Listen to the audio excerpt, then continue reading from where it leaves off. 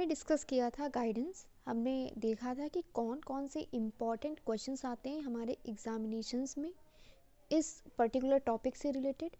ठीक है, हमने वहाँ पर देखा था कि गाइडेंस के कई प्रकार होते हैं, जिनमें में से पर्सनल गाइडेंस, एजुकेशनल गाइडेंस और वोकेशनल गाइडेंस हमें स्टडी करना है।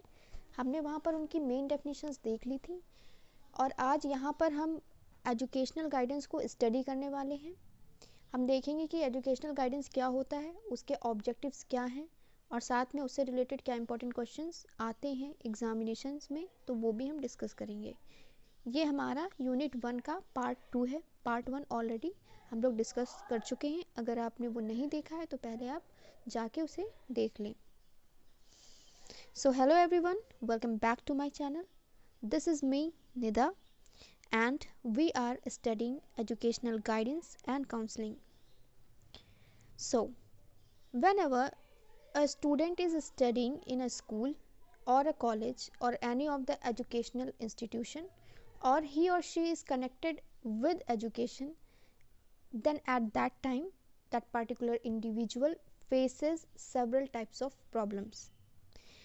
वो जो प्रॉब्लम्स होती हैं वो कई प्रकार की हो सकती हैं।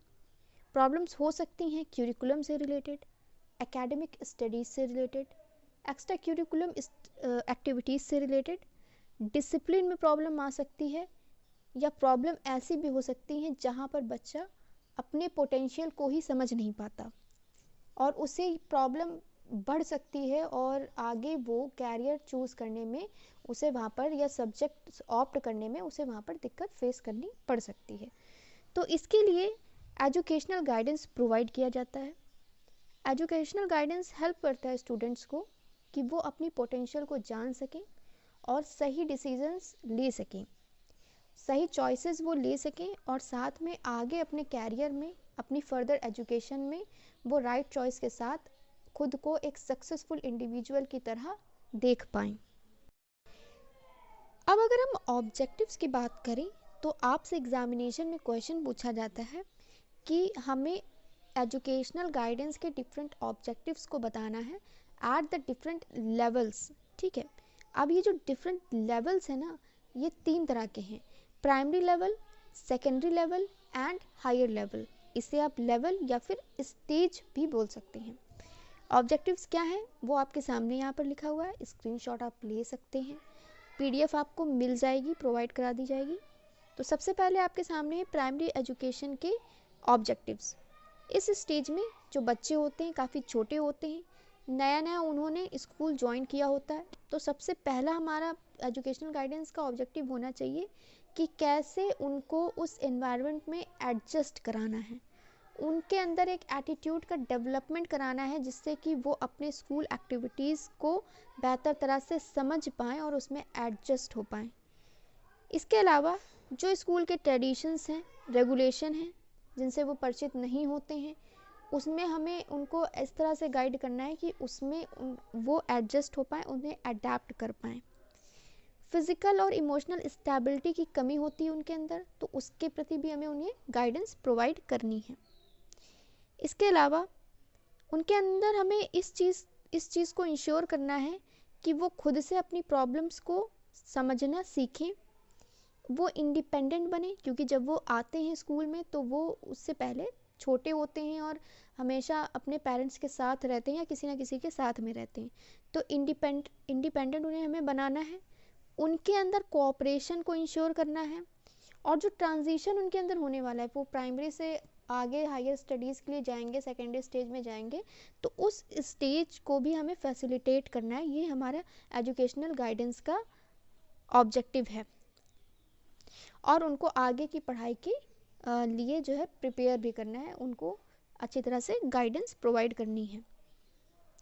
सेकेंडरी स्टेज की अगर हम बात करें तो वहाँ पर स्कूल के एनवायरनमेंट से फैमिलराइज कराना है हमें उनको, ये ऑब्जेक्टिव है। कोऑपरेशन उनके अंदर इंश्योर करना है कि वो एक दूसरे के साथ कोऑपरेट कर पाएँ, साथ में सब्जेक्ट ऑप्शंस को वो क्रिटिकली एनालाइज कर पाएँ ताकि वो अपनी पोटेंशियल के हिसाब से करेक्ट सब्जेक्ट को चूज़ करें, जिससे कि आगे उन्हें कोई प्रॉब्लम फेस ना करनी पड़े।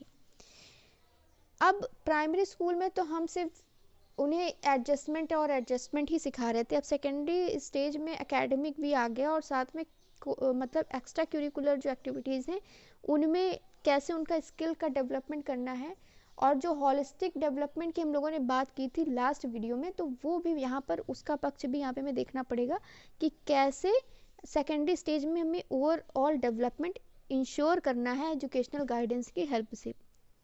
इसके अलावा एक हेल्दी इन्वायरमेंट प्रोवाइड करना है, एक हेल्दी माइंड हेल्दी बॉडी उन बच्चों की रहे, सेकेंडरी स्टेज के बच्चों की, ये भी एजुकेशनल गाइडेंस का एक ऑब्जेक्टिव होता है। इंडिविजुअल और सोशल नीड्स क्या हैं एडोलेसेंस की सेकेंडरी स्टेज में, तो वो भी एजुकेशनल गाइडेंस का ऑब्जेक्टिव होना चाहिए। और एजुकेशनल गाइडेंस ऐसा हो कि वो एक ऐसा एनवायरनमेंट क्रिएट करे जिसके अंदर जो स्टूडेंट्स हैं उनकी एक हेल्दी ग्रोथ हो और डेवलपमेंट हो। अब हम बात करते हैं हायर लेवल में क्या ऑब्जेक्टिव्स होने चाहिए। तो हायर लेवल में सबसे पहले तो बच्चों को ये करेक्ट इन्फॉर्मेशन उन तक ये पहुंचनी चाहिए कि उन्हें कैसे एडमिशन लेना है कॉलेज या यूनिवर्सिटीज़ में। तो इस तरह का गाइडेंस का एक प्रोग्राम हमें इंश्योर करना चाहिए कि ऐसा एजुकेशनल गाइडेंस में इस तरह का प्रोग्राम हो जिससे उन्हें इस तरह की नॉलेज पहले से ही प्रोवाइड कराई जाए। यूनिवर्सिटी या कॉलेज लेवल पे कैसे वो एक्स्ट्रा करिकुलर एक्टिविटीज़ में पार्टिसिपेट कर सकते हैं और क्या उनका फ़ायदा हो सकता है, ये उनको पता होना चाहिए। क्योंकि जनरली क्या होता है ना, जब हम कॉलेज या यूनिवर्सिटी में जाते हैं तो कभी कभी गलत सब्जेक्ट चूज़ कर लेते हैं या हमें इन्फॉर्मेशन नहीं होती है, हम ये सोचते हैं कि ये 2 4 5 सब्जेक्ट हैं और यही बस ऑप्शंस हैं, इसके अलावा कुछ नहीं है। तो इस सब चीज़ों की जो गाइडेंस है, प्रॉपर गाइडेंस है, वो महत्वपूर्ण हो जाती है। साथ में उनको ये भी मतलब वहाँ पर कॉलेज में भी ये प्रोविज़न होना चाहिए कि जब वो अपनी पढ़ाई के साथ साथ में क्या ऐसी स्किल्स हैं जिनसे वो आगे अपनी लाइफ में सक्सेसफुल हो सकते हैं, तो इस तरह की गाइडेंस का प्रोविज़न कॉलेज या यूनिवर्सिटी में होना चाहिए। ठीक है, नेक्स्ट है वोकेशनल एडवाइस की अगर हम बात करें तो एजुकेशनल गाइडेंस का ये बहुत ज़्यादा महत्वपूर्ण एम हो जाता है यूनिवर्सिटी या कॉलेज स्टेज पे, क्योंकि इस स्टेज पर जो स्टूडेंट होता है वो अच्छा खासा तैयार होता है वोकेशन के लिए, और हर एक बच्चे के अंदर ये जिज्ञासा होती है कि क्या क्या वोकेशनल ऑप्शन उसके लिए अवेलेबल हैं।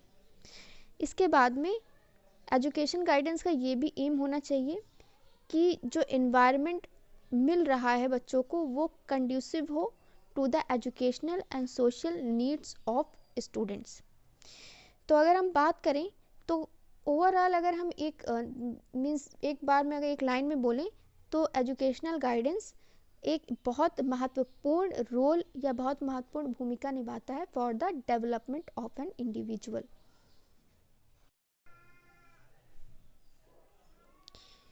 एग्जामिनेशन में क्वेश्चन आ जाता है एम्स या फंक्शंस ऑफ एजुकेशनल गाइडेंस को लेकर के। तो यहाँ पर कुछ एम्स दिए गए हैं कोठारी कमीशन के द्वारा। Kothari commission has specified the following AIIMS of guidance at the secondary school level.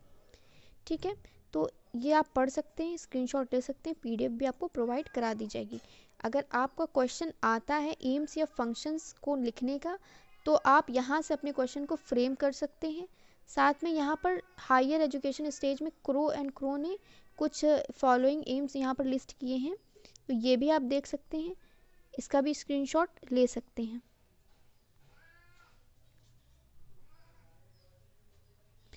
और अगर हम ओवरऑल अगर एम्स की बात करें तो वो जो एम्स हैं, एम्स या फंक्शन, उसमें आप दोनों में ये आंसर लिख सकते हैं। तो उसमें यहाँ पर जो बेसिक एम है तो वो ये है, एजुकेशनल गाइडेंस इस तरह की होनी चाहिए कि हम इंडिविजुअल को ये रियलाइज़ करा सकें कि उसकी पोटेंशियलिटीज़ क्या हैं और वो कैसे अपना मैक्सिमम कंट्रीब्यूशन कर सकता है टुवर्ड्स द सोसाइटी। तो ये एम हो जाता है एजुकेशनल गाइडेंस का। इसके अलावा एजुकेशनल गाइडेंस का ये भी एम है कि इंडिविजुअल कैसे प्रॉब्लम्स को सॉल्व कर सकता है और प्रॉपर चॉइस अपनी ले सकता है, बना सकता है, और कैसे एडजस्टमेंट कर सकता है। इसके अलावा एजुकेशनल गाइडेंस का ये भी एम है कि कैसे एक इंडिविजुअल को हेल्प करा जाए, असिस्ट करा जाए, ताकि that individual should lay a permanent foundation for sound and mature adjustment, and to help the individual to live a well balanced life in all aspects, physical, mental, emotional and social. ठीक है, तो ये कुछ AIIMS हो गए, AIIMS या function, आप इनमें दोनों आंसर्स में इसको लिख सकते हैं.